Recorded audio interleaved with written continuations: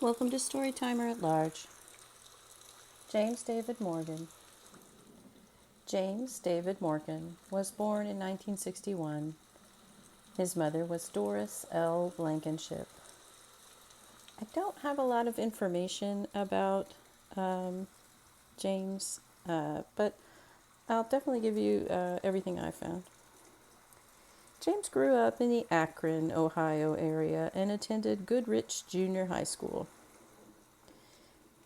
James was officially reported missing on August 15th, 1974. One article said, a newspaper article said that he had been last seen on July 23rd, 1974. But I'm not sure if that's accurate or not. But definitely officially reported missing on August 15th, 1974. His family reported that he had been upset recently about his brother's illness. I wasn't able to find more information about that or about James' life or his family. So he's missing in late summer 1974. Later on in that year, I wasn't able to find the exact date or an article about the remains being found, but in late 1974, November or December, skeletal remains were found in Stowe Woods, it's called. But it's Stowe is a small town north east of Akron, very tiny place, and apparently some wooded area there. I wasn't able to find the exact location. No clothing or remains of clothing were found with the skeletal remains. There was, though, a white plastic comb found nearby. Dental records were used to identify these remains, and they were found to be James David Morgan. His sister identified the white plastic comb as one that used to belong to her. She thought maybe that James had taken it with him.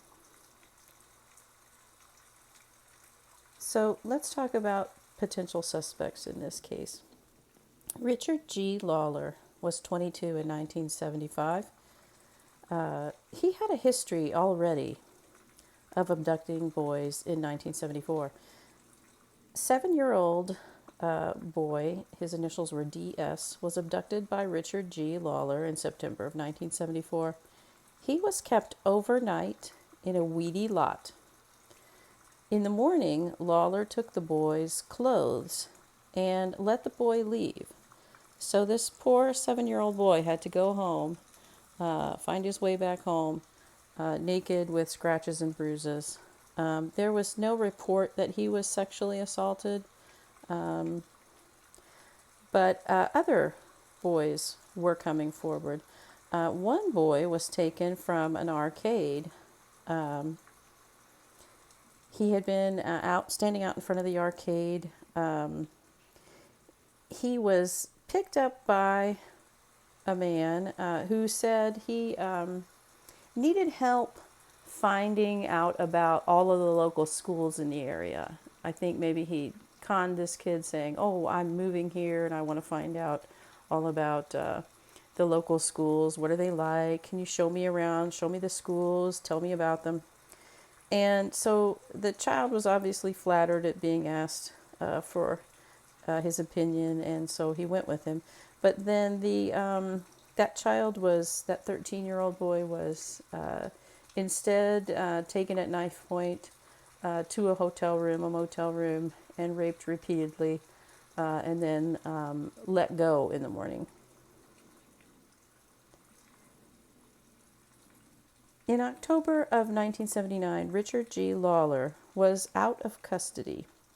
He had, in 1975, he had been found guilty of those two abductions, the abduction of the 7-year-old that he kept overnight and the 13-year-old boy that he took to the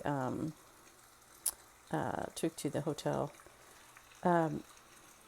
He was sentenced from 8 to 40 years, but was not kept that entire time. It's just inexplicable how he was supposed to receive some treatment and then was supposed to serve the sentence. But for some reason, someone was very lenient with him and sent him on his way. So in October of 1979, Richard G. Lawler is out of custody and he's free again. He was living in the Cleveland area, which is north of Akron at that point. He abducted and killed an 11-year-old named Kevin Green. He was tried and found guilty of that murder, and he is currently serving a life sentence in Ohio.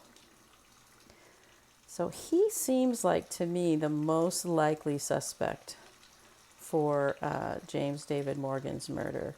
That detail about keeping the clothes of the 7-year-old really stands out. And that was September of 1975, September of 1974, that boy was taken. So that would have been, just after James David Morgan had been abducted and killed. So he seems like the most likely suspect to me, Richard G. Lawler. There's another suspect, and I found James David Morgan's case in looking at the other suspect. This other suspect is thought to be maybe linked to James David Morgan's death. Joseph Norman Hill, I've mentioned him before. He passed away in 2019. He, at the time, lived in San Bernardino County, California. But in the 70s, he lived in Boardman, Ohio. And in 1972, a young boy named Brad Lee Bellino was murdered. In 2022, DNA and genetic genealogy were used to connect Joseph Norman Hill to the murder of 13-year-old Brad Lee Bellino. He is suspected of other murders in the area and possibly other murders in California. But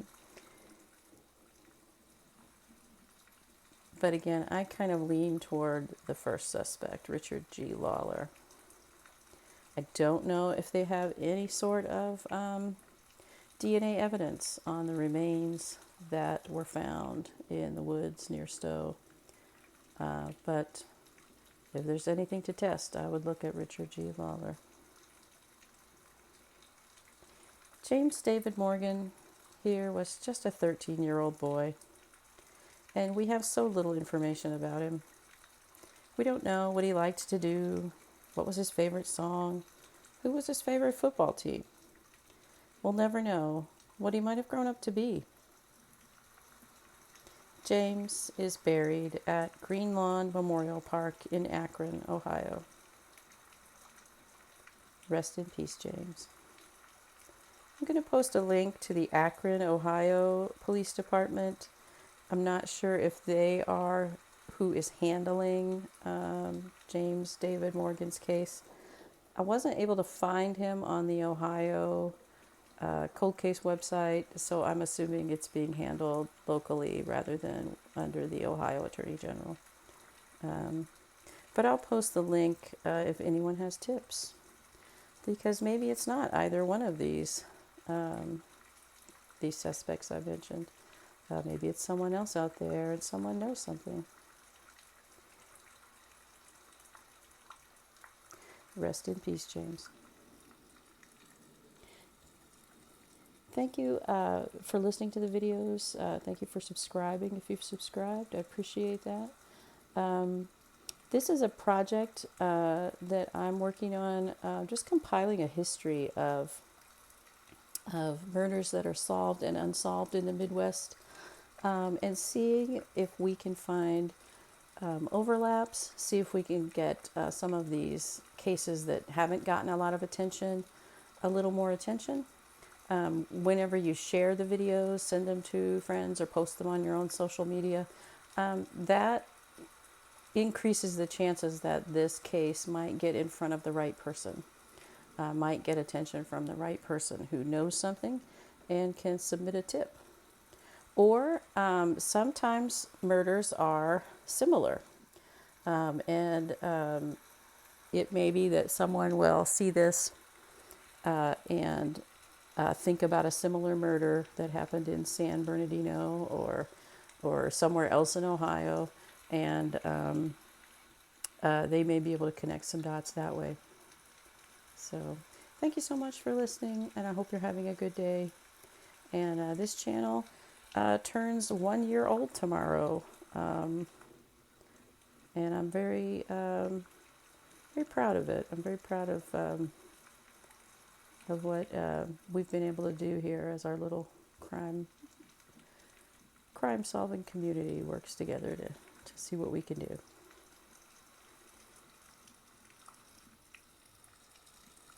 Have a good day. Thank you.